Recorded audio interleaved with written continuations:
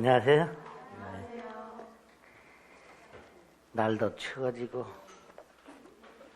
코로나는 창궐하고 어제 부스터샷을 맞아가지고 제가 양쪽 어깨가 회전근개가 파열이 돼서 수술하라는 걸 좀 버티고 있는데 그중에 이제 여긴 좀 염증이 좀 있어요. 계속 주사 맞고 약 먹고 이쪽에 맞지 말고 이쪽으로 놔달라고 해서 여길 맞았어요. 지금 계속 이쪽으로 맞았거든요.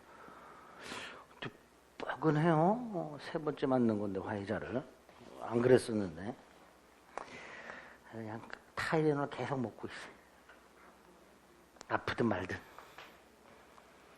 3차까지 맞고 나면 좀 괜찮겠죠? 괜찮을래나? 언능 맞으세요. 코로나는 코로나고 늘 그렇듯이 공부해야지. 자, 57페이지 할 차례죠. 물권의 변동 부분 할 차례입니다. 문서로는. 하여튼 11, 12월 달은 기본적인 용어하고 제도 요것만 익숙해지겠다 이렇게 접근하셔야 돼요. 세부적인 내용은 신경 쓰지 마시고. 자, 민법 총칙 부분에서는 법률행위. 자, 법률행위 그러면 낯설죠. 매매 계약 같은 거 생각하자 그랬어요. 그 유효 요건이 뭔지를 본 거죠. 계약이 유효해야 권리가 생긴다 그랬어요. 그래서 이렇게 권리가 생기려면 계약 따위가 유효해야 되는데 그 요건이 뭔지를 네 가지를 본 거죠. 법률의 목적의 확정, 실현 가능, 적법, 사회적 타당성. 그다음에 이 계약과 같은 법률행위에 필수 요소가 있었죠. 의사표시라고. 그 의사표시가 일치하고 하자가 없어야 되고 대리인을 통해서 계약을 하는 경우에는 대리권과 대리행위가 있어야 되고 조건이나 기한을 붙였을 때는 그 조건이 성취가 되거나 기한이 도래해야 되고 뭐죠. 거기서 이제 뭐 대리가 어떤 건지 조건이 어떤 건지 기한이 어떤 건지 이런 것만 숙지하시면 되는 거죠. 그리고 이런 걸 못 갖추면 무효 또는 취소할 수 있다고 그랬죠. 그래서 무효에 어떤 게 있고 취소가 어떤 건지 그걸 생각하자 그랬습니다. 유효 요건을 갖추면 권리가 생기고요. 그 권리의 대표적인 게 물권 그랬죠. 그래서 물권은 이제 크게 총론과 강론이 있고 우리가 지금 총론 보고 있죠. 강론은 이따가 이제 개개의 물권이 어떤 게 있는지 그 개념 정도 하고 그 안에 들어있는 기본적인 뼈대만 말씀을 드릴 거고요. 이제 총론에서는 물권 전체의 어떤 원칙들, 제도들 이런 것들을 보는 거예요. 그래서 지난주에 총론 중에 기초라고 해서 원칙과 개념 몇 가지 봤습니다. 그 중에서 뭐 일단 물권이 뭐냐 봤고요. 물권관에서 물권은 뭐 이제 물건을 지배하는 권리인데 지배가 뭐냐? 사용수익 처분하는 거다. 어떻게 지배하냐? 직접적 지배한다. 절대적으로 지배한다. 독점적으로 지배한다. 그래서 직접적, 절대적, 독점적이 무슨 뜻인지를 생각해달라. 그와 관련해서 채권과 비교했었죠? 네, 그런 거. 표정 보니까 생각이 안 나요. 괜찮아. 네, 그런 거 했어요. 그 다음에 이제 물권의 객체와 관련해서 일물일권주의 이런 거 했었고요. 일물일권주의. 물권의 종류와 그래서 물권 법정주의 이런 거 있죠. 물권의 공통 효력이라고 해서 우선적 효력과 물권적 청구권 이게 뭐냐 이런 거 살짝 봤습니다.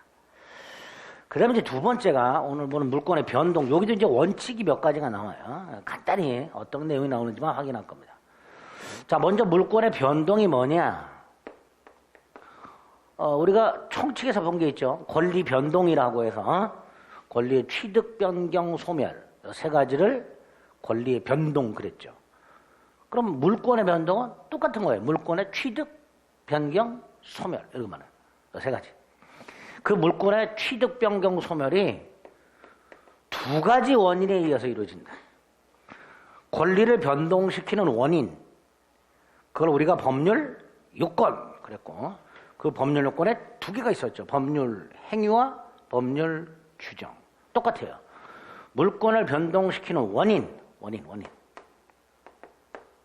두 개가 있다. 법률 행위하고 법률 규정하고.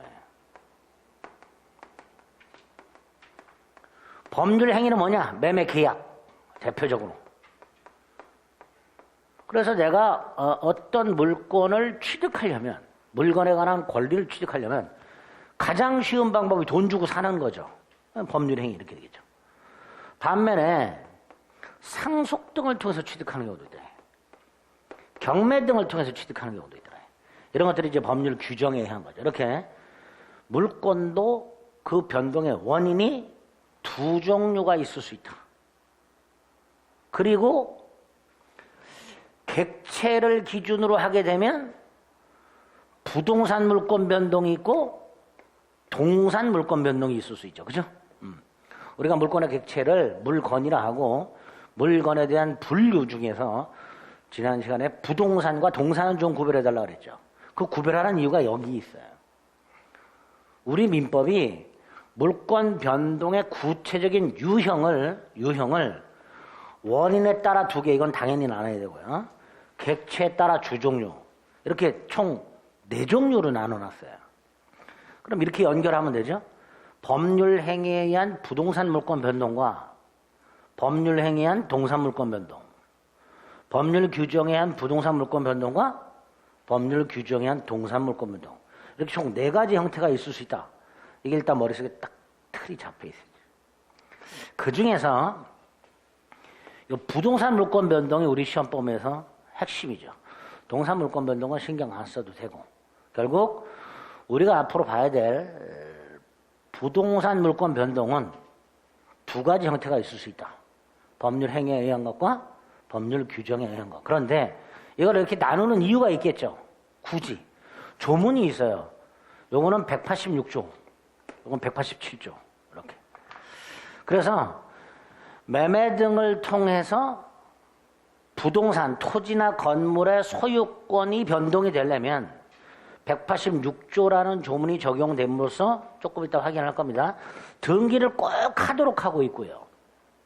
등기를 해야 물건이 변동이 되도록 하고 있고요.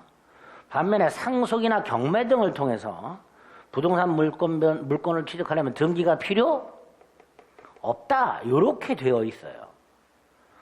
그래서 이 물권 총론의 변동 파트에서 가장 중요한 게 등기를 해야만 변동이 되는지, 등기 없이도 소유권을 취득할 수 있는지, 요 구별하는 게 아주 핵심입니다. 핵심이에요. 시험 문제도 아주 잘 나와 여기에서. 그걸 이제 조금 더 간단히 볼 겁니다. 조문이 어떻게 돼 있는지.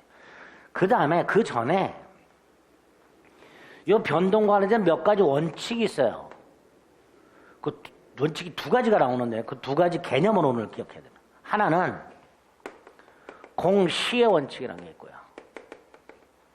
또 하나는 공신의 원칙이라는 게 있어요. 이거 꼭 구별하셔야 돼요.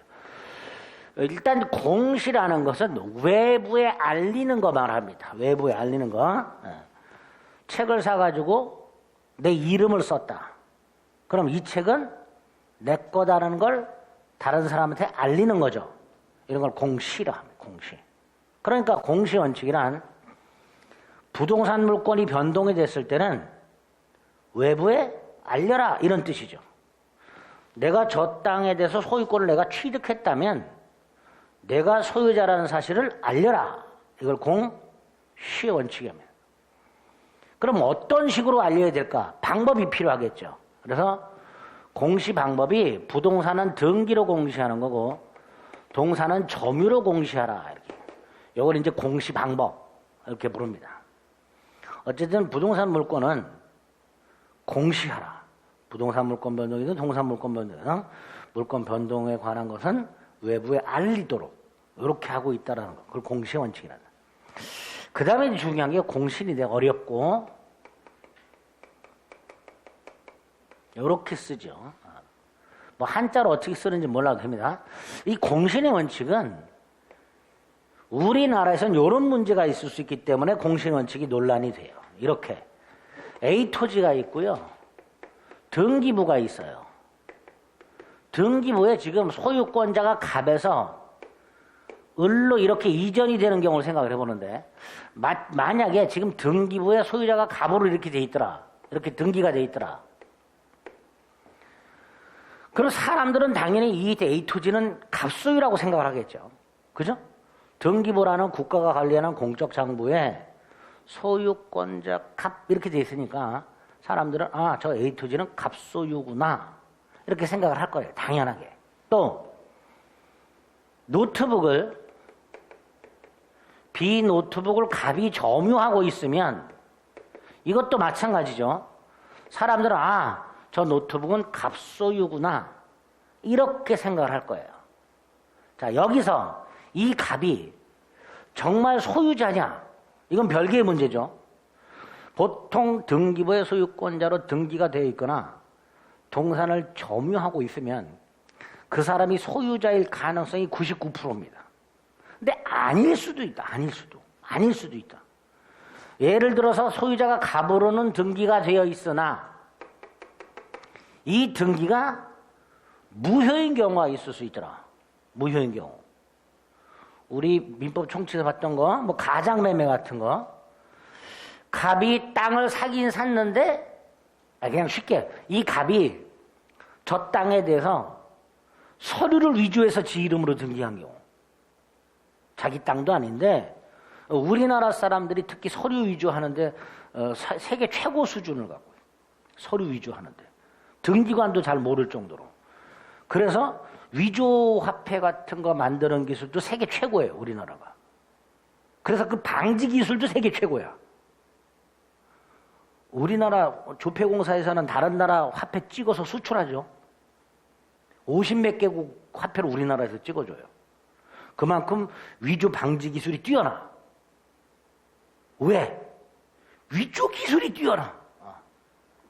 그게 다 그런 거예요. 그러니까 서류를 정밀하게 위조해서 등기하는 놈도 분명히 생긴단 말이죠. 그럼 이 등기는 무효예요, 무효. 아, 이건 말할 것도 없고 이놈이 도둑놈이야. 이런 식으로 부동산에 대해서 소유자로 등기가 되어 있거나 동산을 점유하고 있을 때 그 사람이 권리자일 가능성이 99%이지만 100%는 아니더란 말이에요. 결국 등기가 무효이거나 도둑놈이 점유하는 경우가 있을 수 있는데 하필이면 얘하고 거래하는 을 이렇게 생각해 보면 이때 을은요 이게 무효라는 사실 갑이 도둑놈이라는 사실을 알 수가 없잖아요. 그러니까 이 갑을 권리자라고 믿을 수밖에 없단 말이죠. 그걸 공신이라고 해요. 그거를 무효 등기나 무효 점유를 유효라고 믿는 것, 이거를 공신이라 합니다. 믿고 거래를 하겠죠. 그죠? 그럼 얘는 당연히 돈을 주고 등기 넘겨받거나 점유를 넘겨받았을 때 소유권을 취득했다라고 생각을 할 거예요. 하지만 안타깝게도 갑은 소유권이 없기 때문에 그런 소유권을 취득할 수가 없다는 문제가 생기게 됩니다. 그래서 안 되겠다. 이렇게 등기 따위나 점유 따위를 믿고 거래한 사람에게 그 믿음을 보호하자. 그래서 을로 소유권 취득해 라고 하는 원칙을 공신의 원칙이라고 부르게 됩니다. 자, 개념 잡았죠? 그럼 두 번째, 우리나라에서는 이 공신의 원칙을 채택하고 있는가? 부동산은 채택하고 있질 않아요. 동산만 채택하고 있어요. 그 말은 요 경우에는 을은 소유권 취득한다는 거예요. 그게 우리 민법 249조 동산 선의 취득이라는 제도입니다. 그래서 도둑놈으로부터 모르고 산 사람은 소유권을 취득하도록 돼 있어요. 하지만 부동산에는 그런 게 없어요. 그래서 내가 아무리 등기를 믿고 거래했다 하더라도 그 이전 등기되어 있는 사람이 권리가 없었다면 나는 권리를 취득하지 못하는 게 원칙입니다. 부동산은. 단 특별하게 얘를 보호하는 규정을 두고 있는 게 있긴 있어요. 예외적으로. 다만 그 보호 규정이 있을 때만 특별하게 민법에서 을을 보호해라. 이런 규정이 있을 때만 보호가 되는 것이고 그런 규정이 없다면 원칙적으로는 보호받을 수가 없습니다. 그래서 부동산에는 공시원칙이 인정 안 된다는 거 확인하셔야 됩니다. 그 내용이 일단 우리가 체크해야 될 게 58페이지에 보면 맨 위에 물권의 변동이란 물권의 발생, 변경, 소멸을 말한다는 거, 그 변동은 원인에 따라서 두 종류로 나눠진다는 거, 3번 객체에 따라서 다시 두 종류로 나눠진다는 거, 그래서 크게 네 가지 모습이 있을 수 있다는 거, 그 중에서 부동산 물권 변동이 핵심이라는 거, 그 표가 있죠? 그 표 중에 부동산 물권 변동 눈여겨두시고요. 그 밑에 공시의 뜻이 있고요. 공시 방법이 있고요. 오른쪽에 공시의 원칙이 있죠. 그리고 공신의 원칙이 있습니다.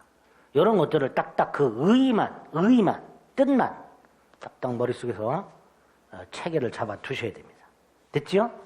그리고 나서 한 장을 넘기면 우리가 확인해야 될 두 가지 조문이 나옵니다.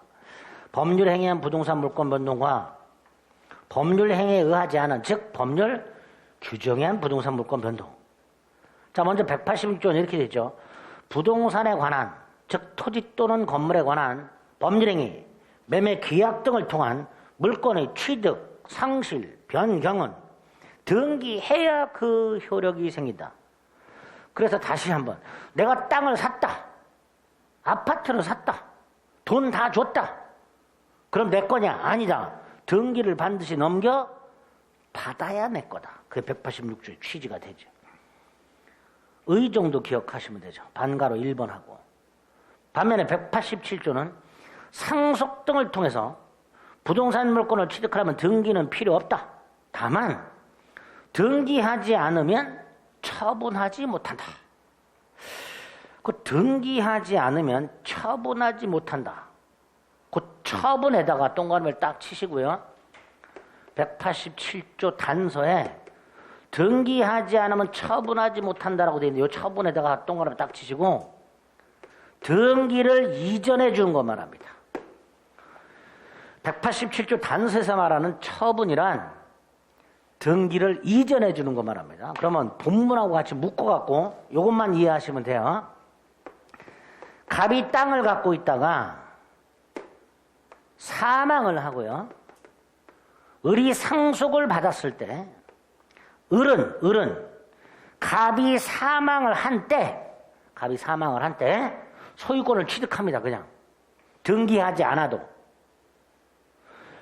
A 토지 등기부를 보면 여전히 죽은 사망한 갑의 이름으로 소유권이 등기가 되어 있지만 이 부동산은 이미 누가 을이 상속을 받아 을의 소유인 상태예요. 자, 이 상태에서 을이 땅을 팔았다. 근데 요 경우의 병은요, 매매를 통해서 소유권을 취득하는 거죠. 그러니까 병은 등기를 넘겨받아야 돼요. 매매니까. 자, 그런데 요때 을이란 놈이 세금을 떼먹으려고 갑에서 막바로 이렇게 등기를 넘겨주는 경우가 생겨요. 마치 갑과 병이 갑이 죽기 전에 계약을 한 것처럼 계약서를 꾸며서 소유권 등기를 갑에서 병으로 싹 바로 넘겨주는 이런 경우가 생기게 됩니다.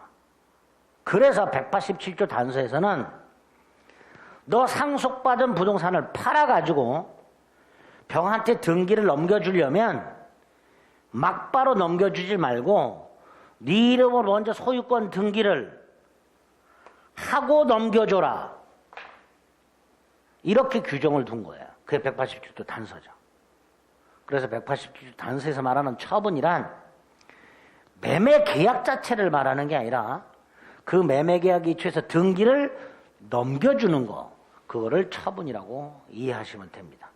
어쨌든 상속 등을 통해서 등기하지 않고 소유권을 취득한 자가 이 부동산에 대해서 타인에게 매매 등을 통해서 등기를 넘겨주려면 자기의 이름으로 먼저 소유권 이전 등기를 하고 넘겨줘라.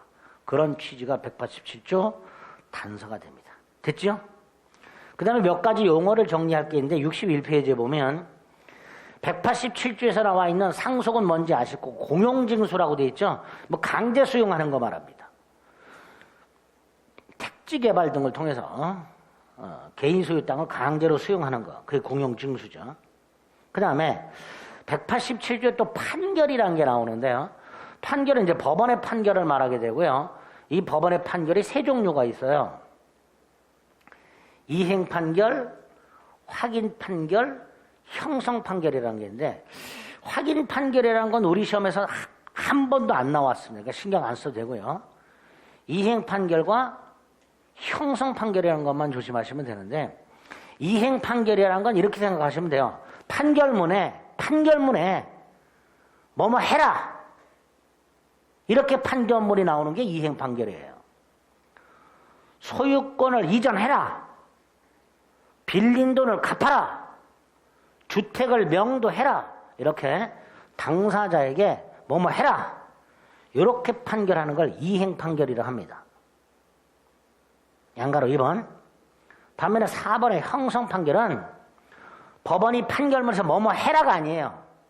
법원이 결론을 내려줘요. 뭐뭐 한다 이렇게. 예를 들어서 각과 을이요 A 토지를 매매하는 계약을 했는데 이 갑과 을의 A 토지 매매 계약을 갑의 채권자가 갑의 누가?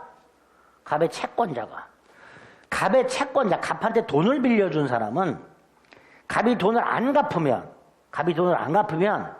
이 갑소유 땅을 경매를 넣어서 돈을 회수할 생각을 하고 있었어. 만약에. 근데 갑이 땅을 팔아버렸네?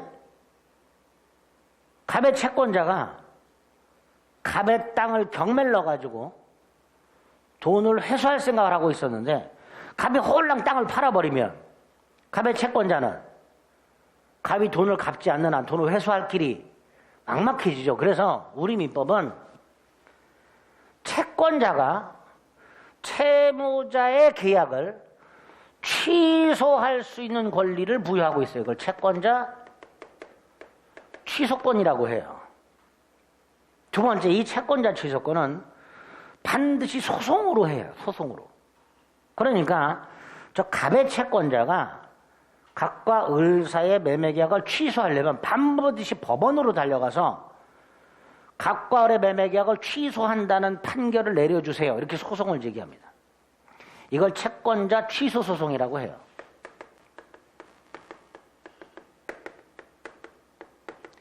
자, 그럼 이 소송을 제기받은 법원이 갑의 채권자 말을 들어봤더니 이 갑이란 놈이 돈 안 갚으려고 재산을 빼돌린 거야. 법원이 봤을 때. 그럼 법원은 저 계약을 취소시켜 줘야 되겠죠? 그러면 이때 판결이 갑과 을은 매매계약을 취소하라 이렇게 판결이 나오질 않아요. 취소하라 그러면 이행 판결이죠. 그렇게 나오질 않고 법원이 그냥 취소시켜버려요. 갑과 을의 계약은 취소한다. 법원의 판결에 의해서 그냥 취소돼 버려요. 이렇게 법원이 아예 결론까지 내주는 거, 이걸 형성 판결이라 합니다. 그리고 다시 왼쪽으로 눈을 살짝 돌려서 187조에서 상속, 공용징수, 판결이라고 됐고 판결이 나오잖아요. 그 판결은 형성 판결만을 말한다. 이게 판례야. 그 판결은. 그래서 모든 교과서가 형성 판결만을 말한다라고만 되어 있고 형성 판결이 뭐인지는 구체적으로 설명을 안 하고 있는 교재들이 대부분입니다.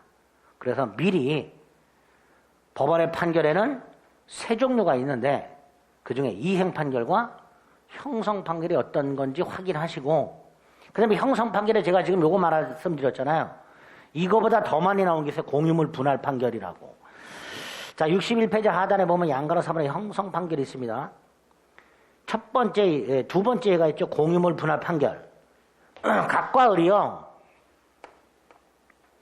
땅을 공유하고 있었어요. 근데 이걸 나누고 싶어요. 협의해서 나누는 게 제일 좋고요. 협의가 안 되면 공유자 중 한 사람이 법원에 소송을 제기해요. 분할 소송. 그럼 법원은 판결을 내려줄 때 이렇게 땅을 나눠가지고 각과 을은 이렇게 분할하라. 그럼 이행 판결이죠. 뭐뭐 해라. 그게 아니라 이렇게 분할한다. 이렇게 판결을 내려줘요. 분할하라가 아니라 분할한다. 이렇게. 법원이 다 해줬죠. 그러니까 무슨 판결? 형성 판결. 그래서 이행 판결과 형성 판결이 어떤 건지 구별하시고 쉽게 생각하세요. 법원이 뭐뭐 하라. 그러면 이행 판결. 법원이 뭐뭐 한다. 그러면 형성 판결. 이렇게 생각하시면 돼요. 취소한다. 분할한다. 이런 게 형성 판결입니다. 그리고 형성 판결의 예를 오늘 눈도장 하나 찍어주세요.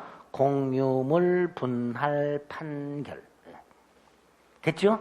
이렇게 186조와 187조 좀 조심해 주시고 그 다음에 보면 이제 등기와 관련된 것들이 쫙 나오는데 등기와 관련된 것들은 나중에 공시법에서 이제 등기와 관련된 걸 몇 가지 확인하시면 되고 자 우리 입문 과정에서 여러분들이 몇 가지 숙지해야 될 개념 그 몇 가지만 체크하겠습니다.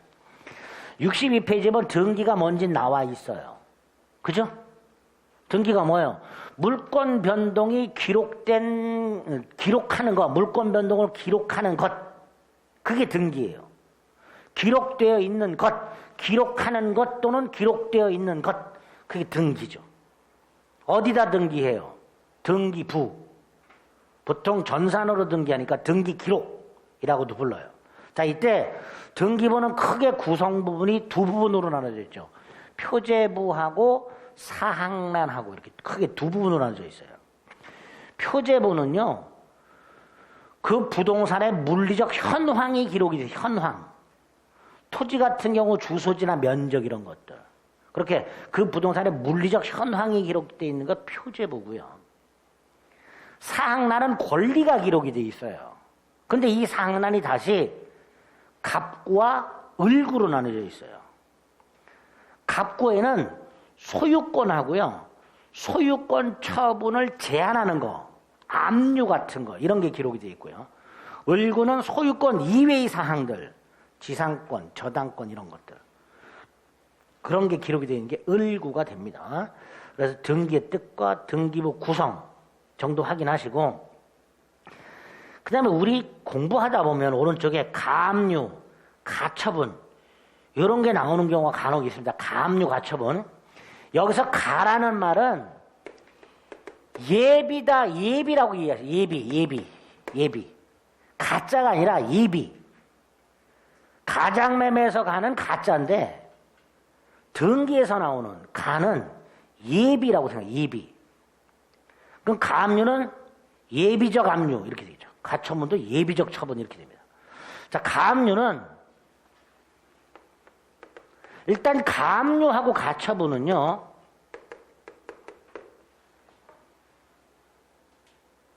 채권자가 신청을 하게 되는데요. 이 가압류는 금전채권자가 누군가한테 받을 돈이 있는 사람 이 사람들이 하는 게 가압류고요. 가처분은 금전채권이 아닌 채권을 갖고 있는 사람 이 사람들이 하는 게 가처분이에요. 예를 두 개만 들어볼게요. 지금 요 경우 갑의 채권자 병으로부터 1억을 빌렸어요. 1억 채권. 근데 안 갚아요. 그럼 얘는 갑이 돈 안 갚으니까 갑이 갖고 있는 재산을 경매를 넣어야 돼요. 그죠? 경매해가지고 회수해야 될 거 아니에요. 그런데 일반 채권자들은 바로 경매를 신청하지 못하고 갑을 상대로 빌린 돈을 갚으라고 소송을 제기해서 승소를 받아가지고 승소 판결문을 가지고 경매를 신청하게 됩니다. 그걸 강제경매라고 해요. 경매가 두 개가 있어요. 강제경매하고 임의경매가. 임의경매는 담보권 실행경매라고 해서 여기 담보대출 받으신 분들이 있을 거 아닙니까? 은행에다가. 그럼 은행은 저당권이라는 걸 갖고 있다가 돈을 안 갚으면 바로 경매를 넣어요. 이걸 임의경매라고 해요. 그런데 일반 채권자들, 그냥 신용으로 돈 빌려준 사람들, 이런 사람들은 바로 경매를 못 넣고 채무자를 상대로 소송을 제기해서 승소 판결을 받아가지고 그 판결문에 기초해서 경매를 넣어요. 이걸 강제경매라고 해요. 그런데 갑의 채권자가 갑을 상대로 돈 돌려달라, 이렇게 대여금 반환 소송을 제기하면요, 채무자는요 소송에서 질 것 같잖아요. 재산을 빼돌려요. 그럼 갑의 채권자 병은 소송에서 이기더라도 경매할 목적물을 갑이 팔아먹었으니까 뭐 경매할 게 없어져 버려요. 그러니까 갑의 채권자 병이 갑을 상대로 빌려준 돈을 갚아라라고 소송을 제기하면서 못 팔아먹게 해야 될 거 아니에요. 그 못 팔아먹게 예비적으로 처분해 주는 게 가압류예요. 가압류. 미리 못 팔아먹게 하는 거예요. 그리고 나서 소송에 이겨 경매를 신청해. 그럼 이게 본압류로 바뀌어버려요. 이런 걸 가압류라고 합니다. 반면에 가처분은 을이 갑수유 땅을 사요. 1월 10일 날. 그런데 등기는 6월 10일 날 넘겨받기로 했어요. 등기는. 잔금도 6월 10일 날 주고 등기도 6월 10일 날 넘겨받기로 했어요. 6달 남았죠. 근데 고사에 요놈이 팔아먹으면 어떻게 해? 더 많이 주겠다는 놈이 나타나서 팔아먹으면 얘는 6월 10일이 되더라도 소유권 취득할 수가 없잖아요. 그럼 못 팔아먹게 해야 되잖아. 그런데 지금 을이 갖고 있는 건 빌려준 돈이 아니에요. 을은 갑에 대해서 이전 등기 청구권을 갖고 있을 뿐이에요. 그죠? 그러니까 을이 중간에 갑이 못 팔아먹게 하려면 가압류가 아니라 다른 게 필요해요. 그게 뭐예요? 가처분. 갑이 못 팔아먹도록 처분 금지 가처분 같은 걸 신청한다고 했어요. 그러니까 어떤 지위를 그대로 유지하기 위한 처분이 가처분이에요. 미리. 그래서 받을 돈 있는 사람은 소송을 제기하면서 못 팔아먹도록 가압류를 해두는 거고, 소유권을 이전할 권리를 갖고 있는 매수인 등은 팔아먹지 못하도록 처분 금지 가처분 같은 걸 하게 됩니다. 이런 식으로 가압류나 가처분은 예비 처분을 말, 예비. 그래서 가압류 보면 이렇게 되어 있죠. 금전 청구권에 의한 장래 강제 집행, 이 불가능하게 되는 걸 대비해서 채권자가 채무자를 상대로 돈 내놓으라고 소송을 제기하게 되면 채무자는 목적물을 빼돌릴 테니까 그걸 빼돌리지 못하도록 미리 압류라고 되어 있죠. 세 번째 줄에. 미리 압류. 그게 가압류가 되는 거예요. 미리 압류가. 그런 게 가압류고. 그래서 밑으로 쭉 가면 얘가 있죠. 반면에 가처분은 금전 채권 이외의 청구권. 대표적인 게 부동산 매수인의 이전 등기 채권이죠. 밑으로 쭉 내려가면 얘가 있죠. 부동산 매도인 갑이 자신 소유 A 토지에 대해서 을과 매매 계약을 한 후 아직 을에게 이전 등기를 하기 전에 그 A 토지에 대해서 다시 병과 이중 매매를 하고 병에게 등기를 넘겨주면 먼저 계약을 한 을은 우리가 흔히 말하는 닭 쫓던 개가 됩니다. 그러니까 안 되겠다. 을이 미리 팔아먹지 못하도록 미리 처분을 해두는 게 생기는다. 그게 뭐다? 가처분. 그래서 처분금지 가처분 딸을 신청해서 가처분이 되어 있으면 갑은 팔아먹지 못하게 됩니다. 이렇게 채권자가 자신의 지위를 미리 확보해 두기 위해서 해두는 처분이 두 종류가 있다. 가압류와 가처분. 이런 게 개념으로 확인해 주시면 됩니다. 그 다음에 64페이지 가면 등기의 종류가 나와 있어요. 이런 건 지금 보지 마세요. 자, 그 중에 개념만 봅니다. 보존등기라고 되어 있죠. 보존등기는 등기부를 새로 만들어요. 등기부를 새로 만들고 거기에 소유자를 최초로 등기해야 될 거 아닙니까? 그걸 보존등기라고 합니다. 등기부를 창설하고 최초로 소유권자가 누군지를 등기한 것, 그게 뭐다? 소유권 보존등기, 이렇게 불러요. 소유권 보존등기.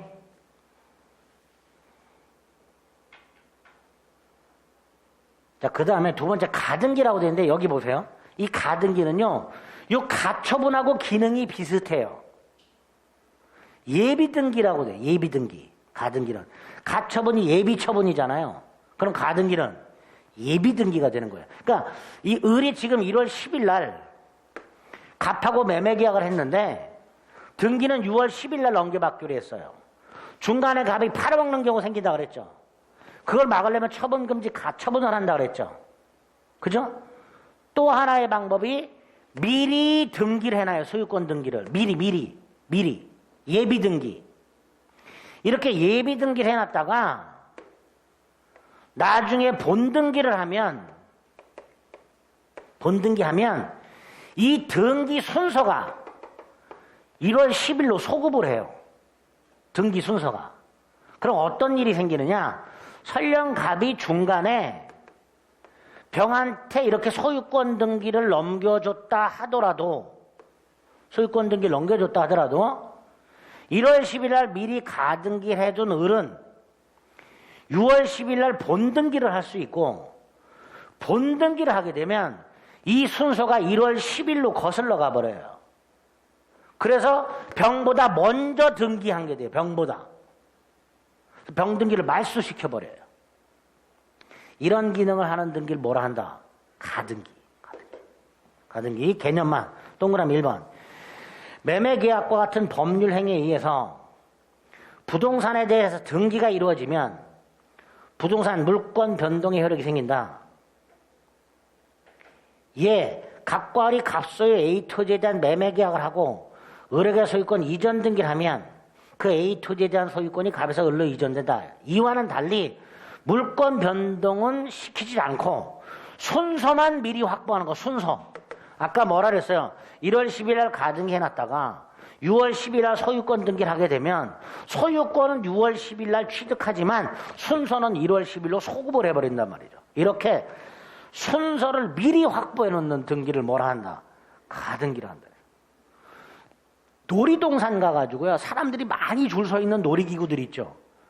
표를 사오게 되면 뒤에 사람들이 줄을 더 쓸 테니까 미리 한 사람 박아두죠. 야, 너 빨리 가서 줄 서 있어. 그 왜 줄을 세운 거예요? 순서를 미리 확보해 놓으려고. 그죠? 나는 아직 그 놀이기구를 탈 수 있는 표는 안 산 상태야.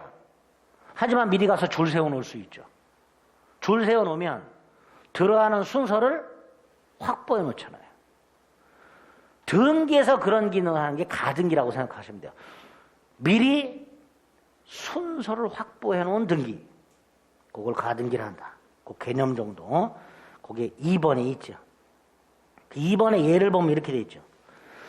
부동산 매수인은 장래 잔금을 지급함으로써 발생하는 등기청권의 순위를 미리 확보할 목적으로 잔금을 지급하기 전에 가등기를 하게 된다. 표.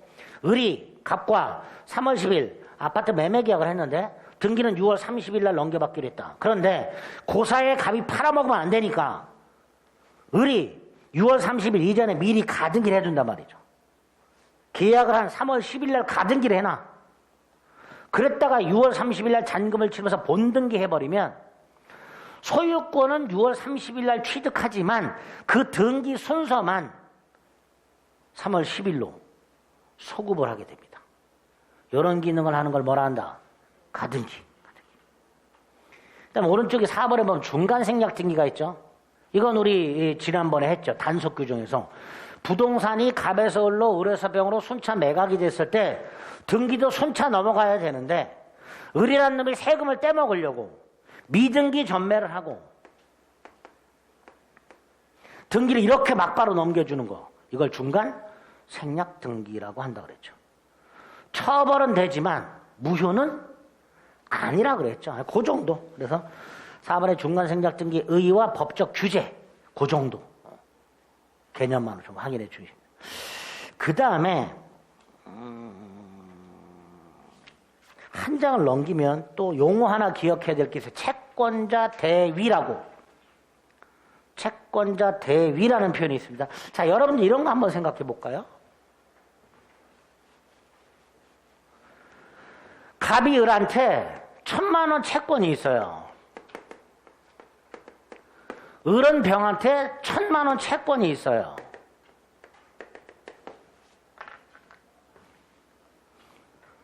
근데 을이 갚을 때 돈을 안 갚아요.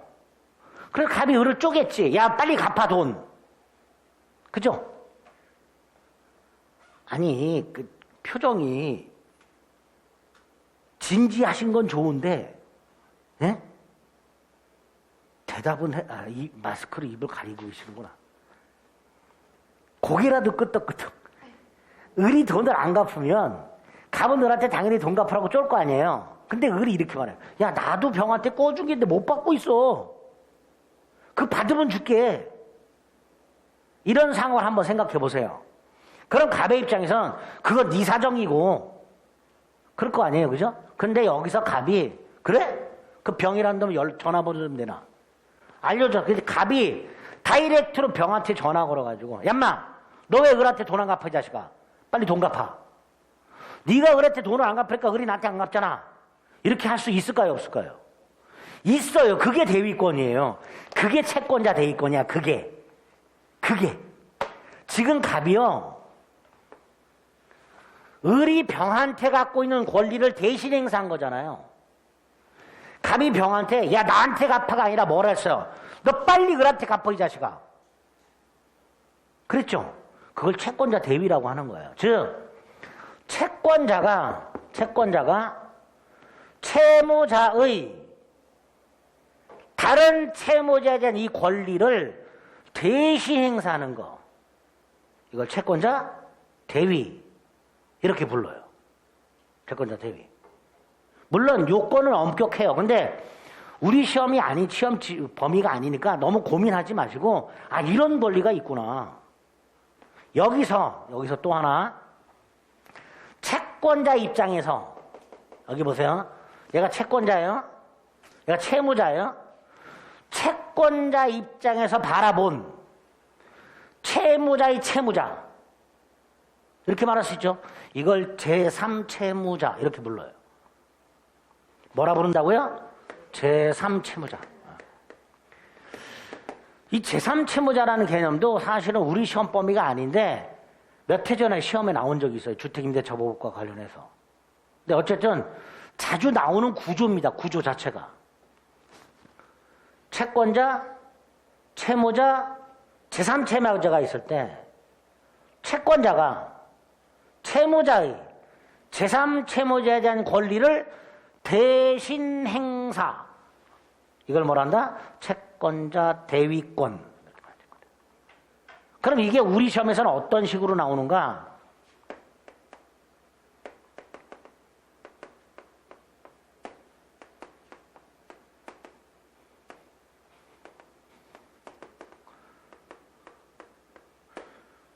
여기서 2등 청원, 이전 등기 청구권을 말합니다. 뭘 말한다고요? 이전 등기 청구권. 자, 을은 갑에게 이전 등기 청구권이 있고요. 병은 을에게 이전 등기 청구권이 있어요. 자, 병이 을한테 야 빨리 등기 넘겨줘. 그랬더니 을이 야 갑이 안 넘겨줘. 그럼 병은 갑한테 야 인마 빨리 을한테 등기 넘겨줘. 라고 할 수 있을까요? 없을까요? 있단 말이지. 그게 채권자 대위. 그게 화살표만 바뀌어 있지. 똑같은 구조잖아. 다시 한번 을이 갑에게 등기 넘겨달라. 병은 을에게 등기를 넘겨달라. 근데 갑이 아직 을에게 등기를 안 넘겨줘. 그래서 병이 뿔따구가 나가지고 갑한테 빨리 을에게 등기를 넘겨라 이놈아. 위에 거하고 구조가 똑같잖아요. 그러니까 이렇게 말하죠. 병은 을을 대위하여 갑에게 이전 등기를 청구할 수 있다. 이렇죠. 그런 걸 뭐란다? 채권자 대위 이렇게. 이 표현은 아주 잘 나와요. 어쨌든 채권자 대위는 그런 의미다 라고 생각하시면 됩니다. 우리 시험 범위가 아니니까 너무 깊이 있게 이해하지 마세요. 채권자가 채무자의 제3채무자에 대한 권리를 대신 행사, 이런 걸 채권자 대위를 한다. 네? 네. 자, 등기청구는 나중에 등기법에서 또 한번 보시면 됩니다. 그다음에 오른쪽 맨 밑에 보면요, 동산물권 취득이라고 선의취득이라는 게 있어요. 그죠? 이거 아까 살짝 말씀드렸죠? 조문을 살짝 볼까요? 다음 페이지. 이렇게 돼 있어요. 평온하고 공연하게 동산을 양수한 자가라고 된 양수는 매매 계약을 하고 넘겨받은 것까지를 양수라고 해요. 매도인, 매수인이라고 할 때는 계약을 한 사람을 말하는 거고요. 양도인, 양수인 그러면 계약하고 이전까지 한 상태를 말합니다. 보통. 근데 엄밀하게 구별 안 해도 됩니다.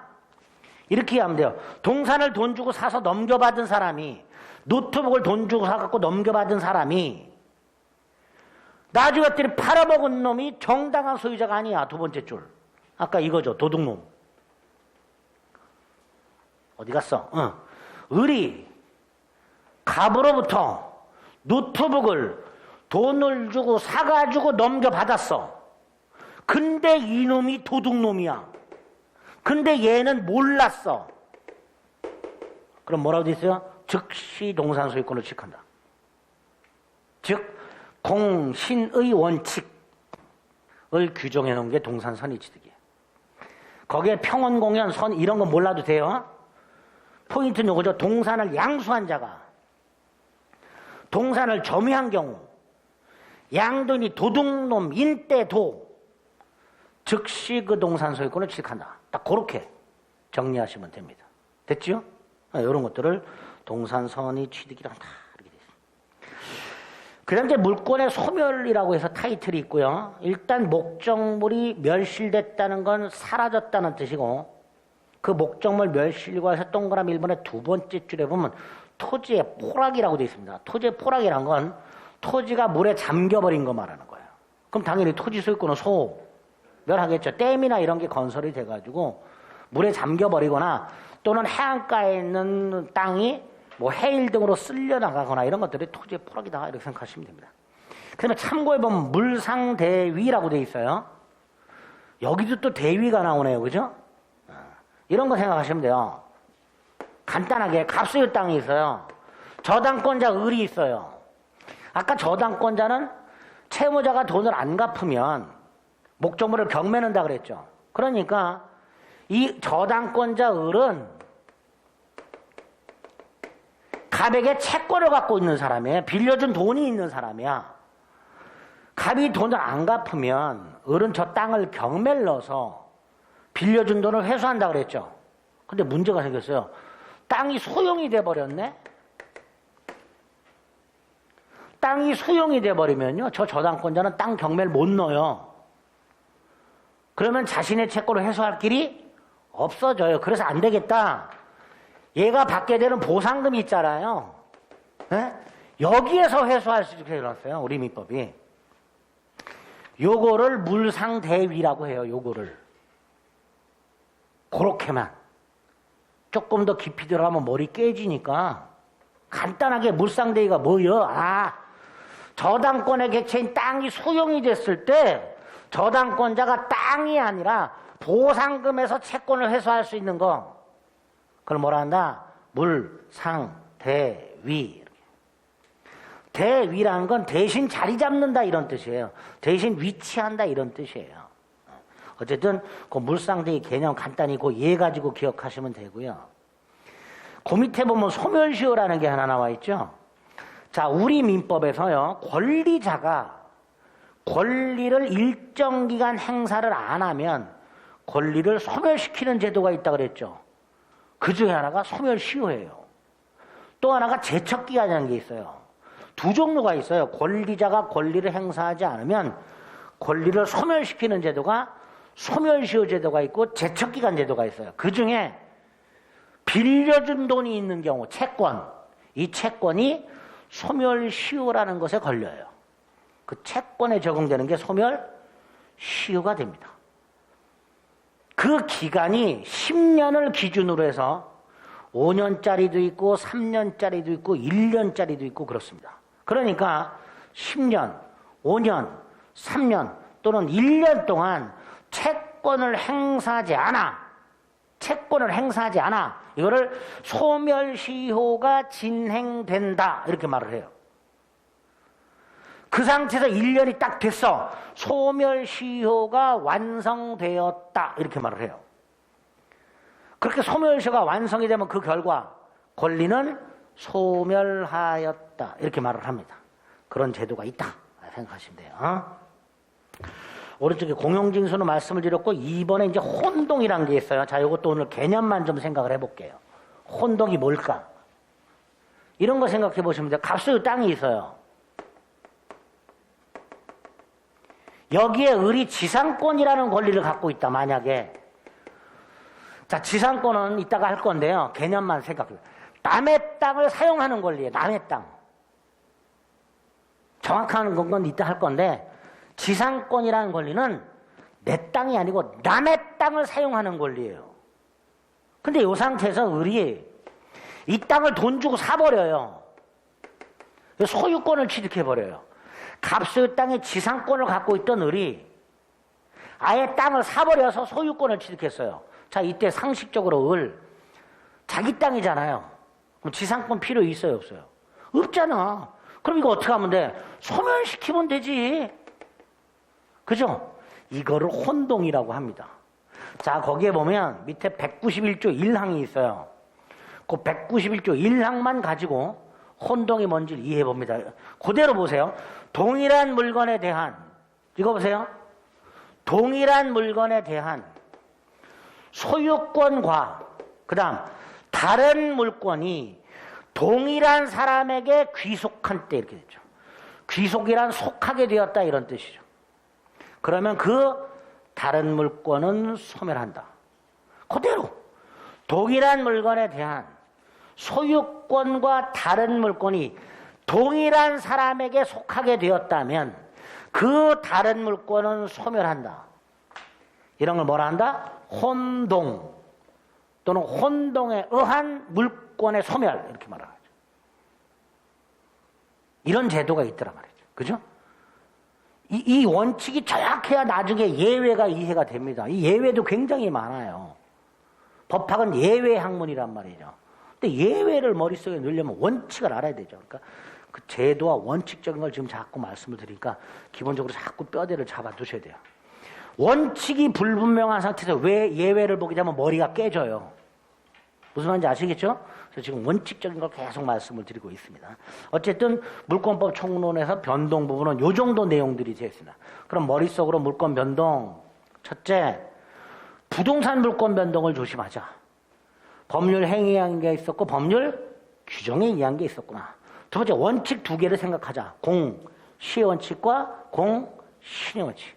그다음에 등기와 관련해서 개념 몇 가지. 등기가 뭐였고 등기부는 어떻게 구성이 되어 있었고 그 다음에 등기 와서 보존 등기가 뭐였고 가등기가 뭐였고 중간 생략 등기가 뭐였고 그 중간 생략 등기 와서 대위라는 개념 그 다음에 물권의 소멸과 와서 물상대위의 개념 혼동의 개념 이런 개념들이 딱 머릿속에 미리 잡혀 있으면 됩니다. 아시겠죠? 총론이 이 정도 내용으로 되어 있어요. 그리고 나서 넘기면 이제 강론이 나오죠. 자, 강론에는 8개의 물권이 있는데 그 중에 우리 시험범위에 7개가 있다고 그랬어요. 그죠? 그 7개가 어떤 권리인지 그 개념을 잠시 쉬었다가 설명을 좀 드리겠습니다.